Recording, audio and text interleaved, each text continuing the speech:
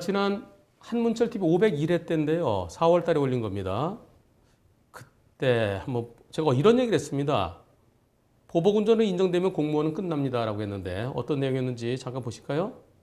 보복운전을 인정되면은 앞차 운전자는 인생 끝납니다.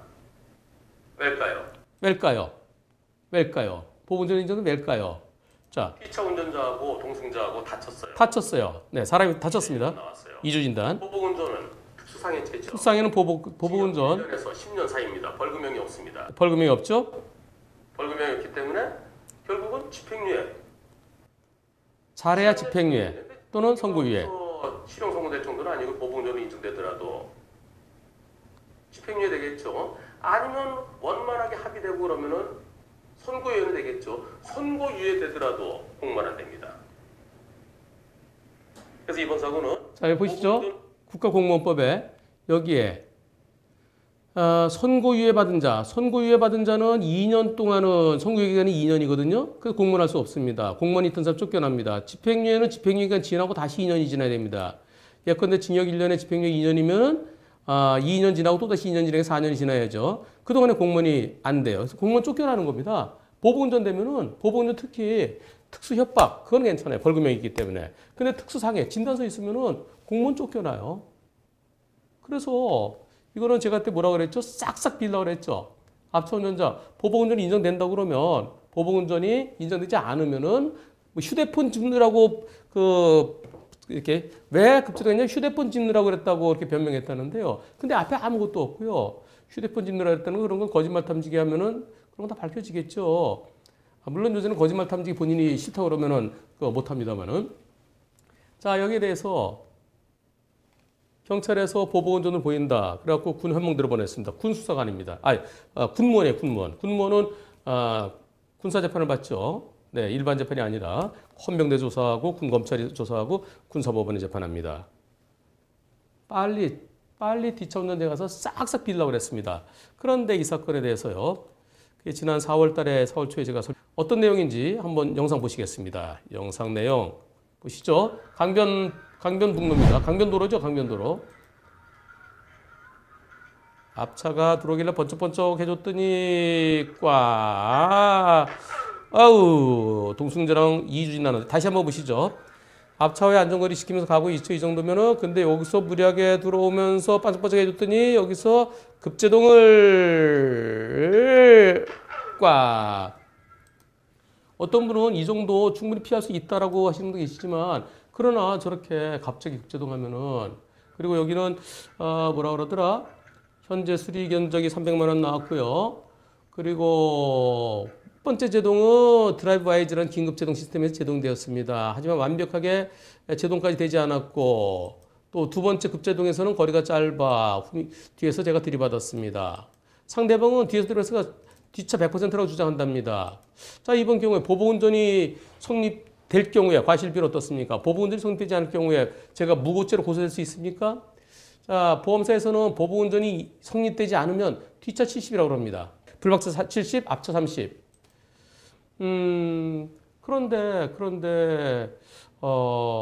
이거 상대편이 제 안전거리를 부당하게 침해한 거잖아요. 변호사님께서 옛날에 이런 비슷한 사건 앞차 70, 뒷차 30이라고 하셨는데요. 어떻습니까?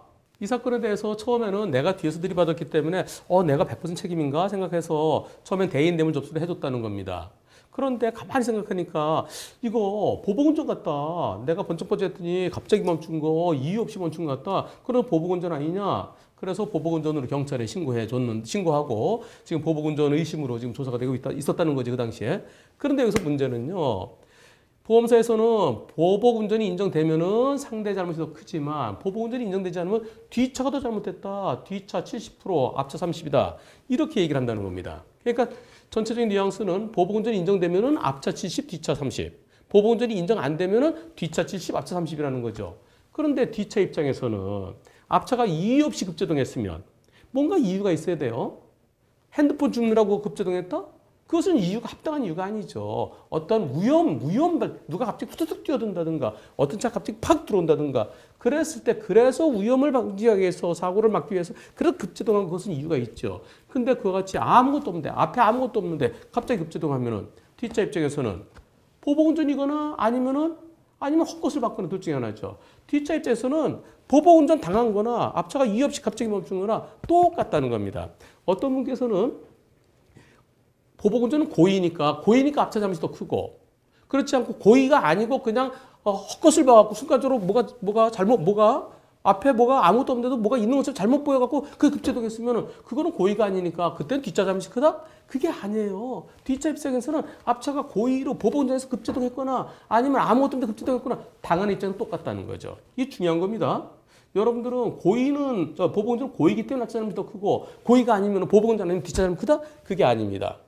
뒷차 입장에서는 고의든 고의하든 똑같다는 거죠. 그래서 제가 보복운전 아니지만 한 변호사님 영상 중에 저와 비슷하게 강변북로에 사고 난 거 보니까 이와 비슷한 사고에서 앞차 70, 뒷차 30이라고 하셨는데요. 네, 그렇습니다. 내가 잘 가는데 앞차 쑥 들어서 갑자기 급정 턱 하면은 뒷차 골탕 먹는 거죠. 그래서 일반적으로 보복운전이 증명되면은 앞차의 잘못을 일반 도로에서 한 60% 또는 좀 더 볼 수 있겠죠. 고속도로에서는 앞차 잘못을 8, 90%까지 봅니다. 그렇다면 자동차 정도에서는 한 70% 또는 그 이상 볼 수 있는 거죠. 그래서 앞차가 보복운전이 인정됐을 때는 앞차 잘못이 더 크고 보복운전이 인정 안 되면 뒷차 잘못이 크다? 그게 아닙니다. 당하는 입장에서 내가 잘 가는데 갑자기 쑥 들어오면 뒷차 골탕 먹는 거죠. 물론 과실 비율은 한 10% 정도 왔다 갔다 할 수는 있겠지만 여러분들 생각하실 때 보복운전은 고의니까 앞차 잘못이 더 크고 보복운전이 아니면 뒷차 잘못이 크고 사고는 똑같이 생겼어요. 똑같아요. 뒷차 입장에서 똑같은 겁니다. 그리고 아까 니네들이 시비가 있었으니까 그래 보복운전 대비하지 못한 거 그래서 그 앞차에 뭔가 관계 있으니까 근데 그게 그렇게 되는 게 아니라요. 어떤 차 아까 흰색 차였지 옳지 저기 간다 쫓아는데 그 차는 벌써 나는 빠졌는데 오인해 갖고 갖다 벅 하는 경우 있어요. 그런 경우도 똑같아요. 보복운전 원래 아까 뭔가 문제 있었던 그 차에 대한 보복운전이거나 또는 아무 상관없는데 옳지 저놈이한테 저거 아까 그 차 맞지? 저거 아까 흰색 차 저거 맞지? 옳지 저거 맞아. 쫓아가. 앞으로 푹 똑같아요. 뒷차 입에서 당하는 건 똑같습니다. 그래서 어떤 차 갑자기 쑥 들어 급제동하면은 그럼 들어와서 변경 급제동차가 더 잘못한 거죠. 그리고 이 상대방이 군무원이기 때문에 사건을 군원병들이 이첩해야 된다고 합니다. 혹시 군원병대 가서 경찰은 보복운전을 보인다 그랬는데 군원병대에서 바뀔까 봐 걱정을 많이 했습니다. 댓글 중에 많은 분들이 저걸 못 피해 그랬는데요. 저거 피하는 거 쉽지 않습니다. 현실적으로 갑자기 이렇게 팍 쓰면은요. 댓글이 참 많았어요. 820개 중에 저걸 못 피해 그런 게 참 많았었어요. 그래서 뒷차가 보복운전 유발했다 그러면서 뒷차를 좀 비난하는 그런 글도 있었습니다. 그래서 저는 저거 내가 껌뻑껌뻑했더니 들어와서 급제동하면 보복운전 인정될 가능성이 높다. 보복운전 되면 상대편 옷 벗어야 된다. 그래 빨리 가서 싹싹 빌어라. 결과 어떻게 됐을까요? 결과 올라왔습니다.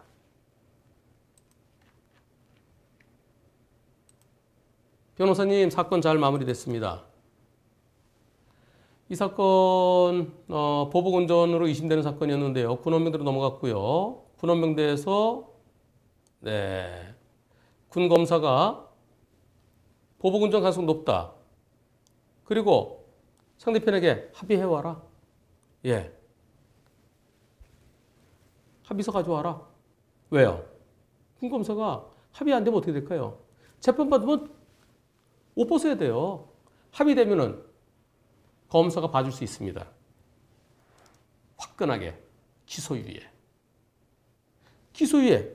검사가 그동안에 열심히 군무원으로서 노력해서 열심히 생활해왔고 그리고 피해 정도 크지 않고 원만히 합의됐고 그러면은 검사가 기소해줄 수 있어요. 기소유예하면은 유일하게 공무원 생활 유지할 수 있습니다.